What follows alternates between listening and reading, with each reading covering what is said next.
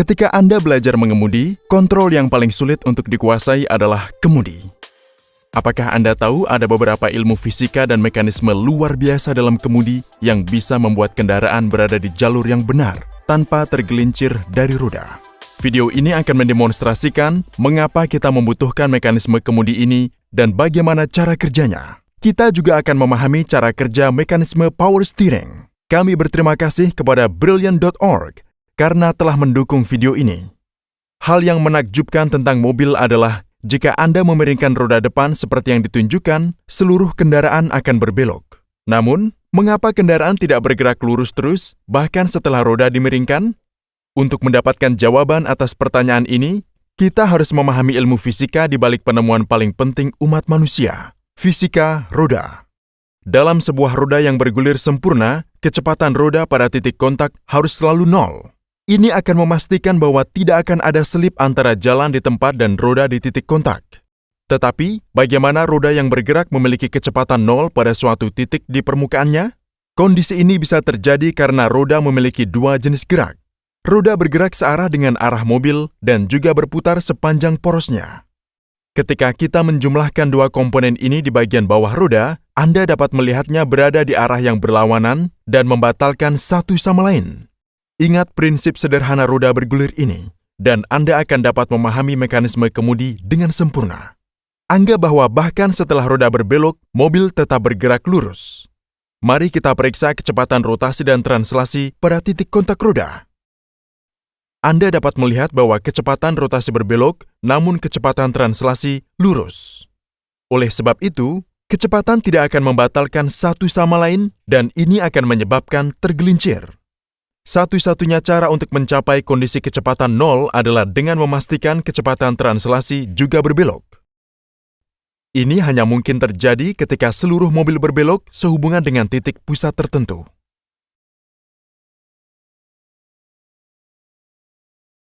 Fakta ini tertampil dengan sempurna dalam snapshot ini.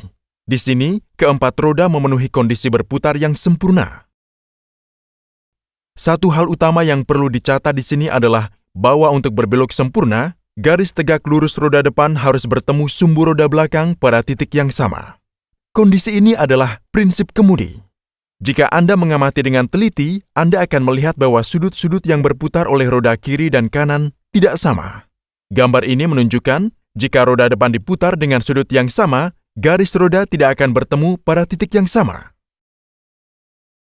Ini berarti bahwa untuk kemudi yang sempurna, roda kiri dan kanan harus berputar pada sudut yang berbeda. Mekanisme kemudi digunakan untuk mengeksekusinya. Mekanisme kemudi yang paling umum digunakan di kendaraan modern adalah jenis rack and pinion. Mari kita lihat bagaimana mekanisme ini berhasil mengendalikan kendaraan. Rack adalah pusat mekanisme. Rack ini dibatasi sehingga hanya bisa bergerak dalam garis lurus. Pinion yang berasal dari kemudi bisa menggerakkan rack. Bagian yang disebut dengan kemudi terpasang di kedua roda. Lengan kemudi ini dibatasi sehingga hanya memiliki gerak rotasi sepanjang sumbu yang ditampilkan. Lengan kemudi terhubung ke rangka mobil melalui bantalan roll yang memastikan hanya berbelok. Tie rod menghubungkan lengan kemudi ke rack. Tie rod bisa bergerak translasi dan rotasi. Sekarang, amati apa yang terjadi pada roda ketika rack bergerak.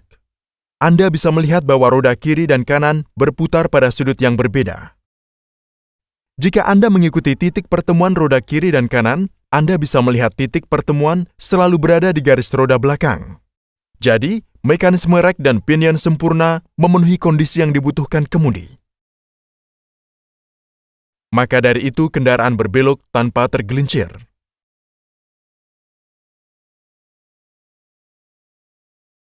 Kemudi yang telah kita diskusikan sejauh ini adalah tipe manual. Saat ini bantuan motor listrik di power steering sering digunakan pada kebanyakan mobil. Kemudi daya listrik membuat aksi kemudi menjadi lebih mudah dan lebih akurat. Unit power steering yang dibantu ditunjukkan di sini. Di sini, motor brushless DC menggerakkan kolom kemudi dan pinion. motor mampu berputar searah jarum jam dan berlawanan arah jarum jam.